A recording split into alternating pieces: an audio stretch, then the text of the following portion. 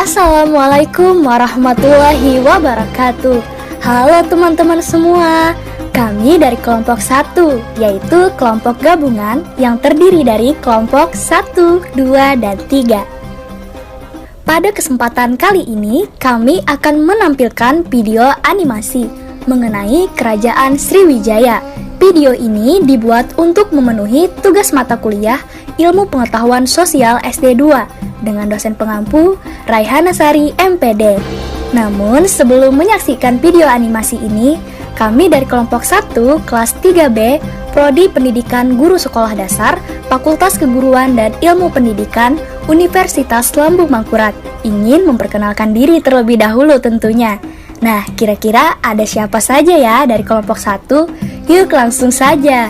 Ada Aisyah, Atsna Ajijah, Aulia Rahmah, Faiza Helwaniyah, Firda Regita Cahyani, Gusti Hidayati, Hairun Nazah, Mahliani, Mary Sugianto, Muhammad Hasbi Munawar, Muhammad Rida Ardana, Mutiara, Niputu Depi Puspitasari, Nur Senawati, Nur Izatul Hasanah, Nur Inayah, Novel Satria Akbar, Olga Yuliasari Gomez, Rodatun Nispia, Supriyadi, dan yang terakhir ada Vera Nupitasari.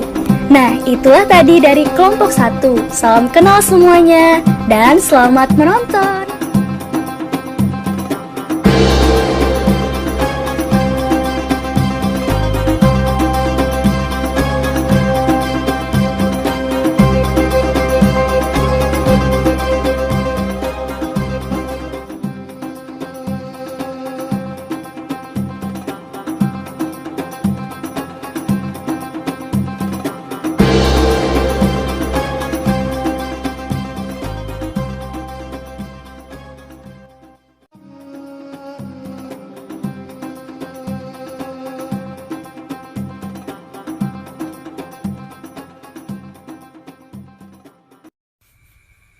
Assalamualaikum adik-adik.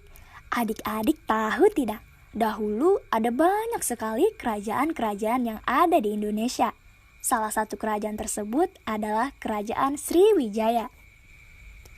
Dalam catatan sejarah, Kerajaan Sriwijaya atau yang biasanya disebut Sriwijaya merupakan salah satu kerajaan maritim pertama sebelum berdirinya Indonesia dan kerajaan yang bercorak Buddha. Nama Sriwijaya berasal dari bahasa Sanskerta yaitu Sri, yang artinya bercahaya, dan Wijaya yang artinya kemenangan. Jadi dapat diartikan bahwa kerajaan Sriwijaya adalah kerajaan yang gemilang. Kerajaan ini diperkirakan berdiri sejak abad ke-7 Masehi dan terletak di Pulau Sumatera.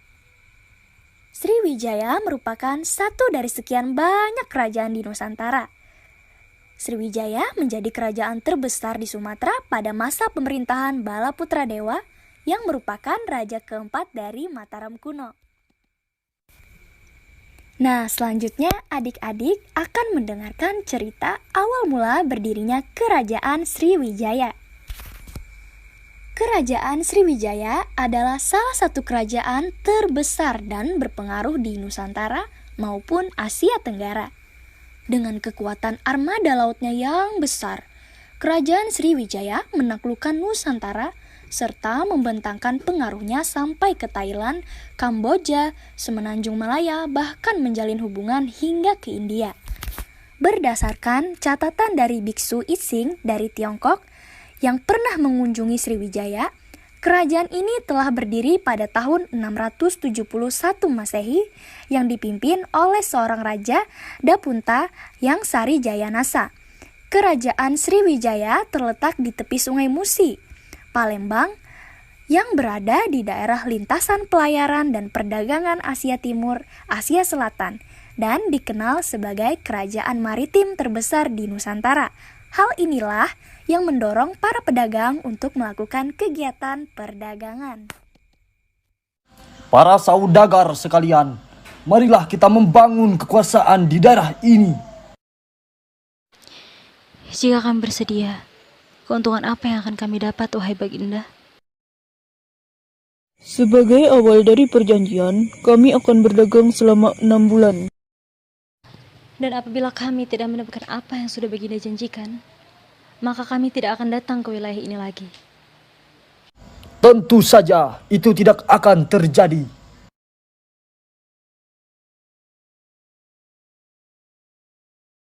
Baiklah, kami bersedia.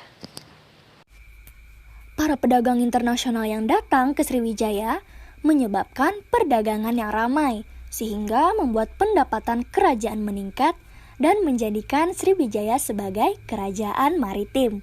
Selain para pedagang, ada seorang biksu yang datang. Ia adalah Ising. Ising tinggal selama 6 bulan dan menyebarkan agama Buddha sampai ke kerajaan. Kedatangan biksu dari Tiongkok inilah yang melambungkan ketenaran kerajaan Sriwijaya sebagai kota dagang terbesar di Nusantara. Sejak saat itu, Sriwijaya menganut agama Buddha. Selanjutnya, masa kerajaan Sriwijaya. Raja Dapunta yang Sri Jayanasa berusaha memperluas wilayah kekuasaannya dengan ekspedisi militer, menaklukkan wilayah-wilayah lain, sehingga kerajaan Sriwijaya telah berhasil menancapkan kekuasaan di Tulang Bawang, serta menguasai kerajaan Jambi dan kerajaan Kalingga. Kemudian Dapunta yang Sri melakukan pernikahan dengan Soba Kancana, putri kedua Raja Kerajaan Tarumanegara, Linggawarman. Perkawinan ini melahirkan seorang putra yang menjadi Raja Kerajaan Sriwijaya berikutnya, yaitu Daranindra. Daranindra berbesan dengan pegawai bawahannya, yaitu Sri Darmasetu. Darmasetu kemudian memiliki putri yang bernama Dewi Tara. Putri ini kemudian ia nikahkan dengan Samaragwira. Kerajaan Mataram kuno dari dinasti Sailendra. Dari pernikahan Dewi Tara dan Samaragwira, kemudian lahir Balaputra Dewa, sedangkan Samaratungga sebagai putra sulung Samaragwira. Setelah mendiang Raja Samaratungga meninggal, tahta kerajaan Mataram kuno jatuh pada menantunya, Jatiningrat atau Rakai Pikatan, suami dari Pramodawardhani. Hal ini membuat Balaputra Dewa, adik dari sang Raja Samaratungga, yang juga merasa berhak atas tahta kerajaan. Namun sesuai ketetapan, maka diangkatlah Rakai Pikatan, suami dari Pramodawardhani, menjadi Raja Mataram kuno. Balaputra Dewa pun akhirnya meninggalkan tanah Jawa menuju Sumatera, yaitu tanah kelahiran ibunya.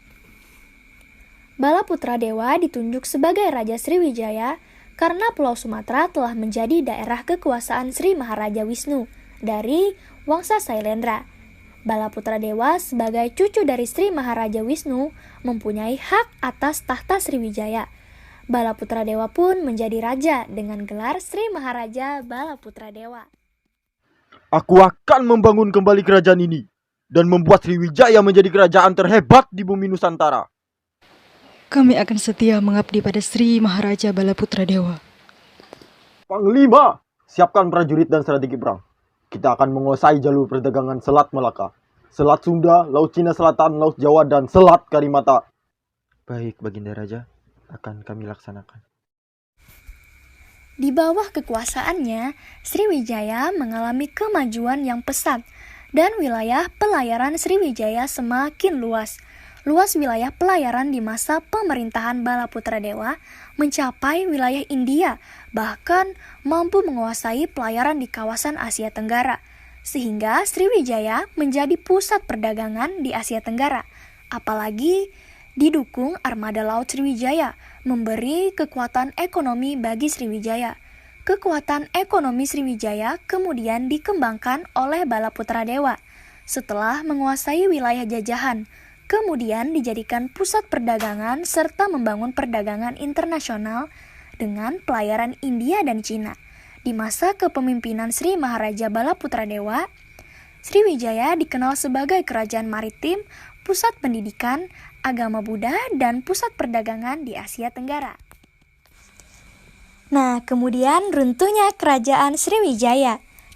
Runtuhnya kerajaan Sriwijaya bermula saat Raja Rajendra Chola, penguasa kerajaan Chola Mandala, menyerang kerajaan Sriwijaya pada tahun 1007 Masehi dan 1023 Masehi. Terjadinya penyerangan ini dikarenakan kedua kerajaan tersebut bersaing dalam bidang pelayaran dan perdagangan. Tujuan dari penyerangan tersebut untuk meruntuhkan armada Sriwijaya, bukan untuk menjajah. Keruntuhan armada ini membuat kondisi ekonomi Sriwijaya sedikit demi sedikit melemah, sebab para pedagang yang sebelumnya berdagang di Sriwijaya semakin berkurang. Keadaan ini juga membuat kekuatan militer kerajaan Sriwijaya melemah. Para prajurit melepaskan diri, sehingga kerajaan Sriwijaya mengalami keruntuhan pada abad ke-13.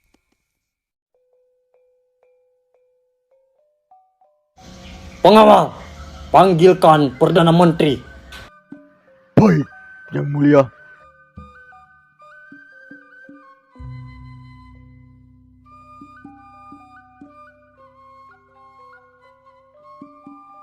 Perdana Menteri, siapkan pasukan.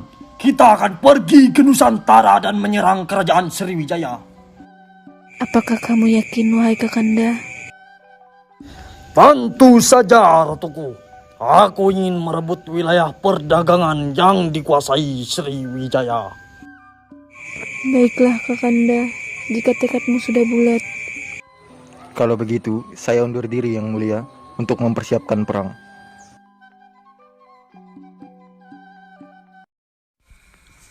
Pada tahun 1023 Masehi, Kerajaan Kolomandala melancarkan serangan ke Kerajaan Sriwijaya.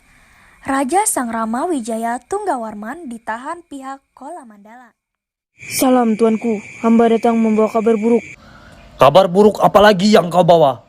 Bukankah dengan kacaunya daerah kekuasaan kerajaan kita, itu telah menjadi kabar yang sangat buruk? Rajendra datang membawa prajuritnya untuk menyerang kerajaan kita, tuanku. Apa? Kenapa mereka bisa melewati daerah kekuasaan kita? Sekarang, kau kerahkan seluruh prajurit untuk melawan. Baik, tuanku. Baginda, tolong. Ayo, ikut kami. Ayo ikut. Lepaskan aku, permaisuri. Kerajaan Kolomandala hanya menginginkan kekuasaan atas wilayah perdagangan. Terjadi perjanjian antara Raja Rajendra dan Raja Sangrama Wijaya untuk menyerahkan wilayah perdagangan dan membebaskan para tawanan. Dan yang terakhir, serangan dari Kerajaan Majapahit menyebabkan runtuhnya Kerajaan Sriwijaya hingga tinggal nama dan peninggalannya. Nah, adik-adik, begitulah gambaran singkat mengenai Kerajaan Sriwijaya. Dari keberadaannya Kerajaan Sriwijaya di wilayah kita pada masa yang lalu, maka kita wajib mensyukurinya. Rasa syukur tersebut dapat diwujudkan dalam sikap dan perilaku dengan hati yang tulus, serta didorong rasa tanggung jawab yang tinggi untuk melestarikan dan memelihara budaya nenek moyang kita. Jika kita ikut berpartisipasi dalam menjamin kelestariannya, berarti kita ikut mengangkat derajat dan jati diri bangsa. Oleh karena itu, marilah kita bersama-sama menjaga dan memelihara peninggalan budaya bangsa yang menjadi kebanggaan kita semua. Wassalamualaikum warahmatullahi wabarakatuh.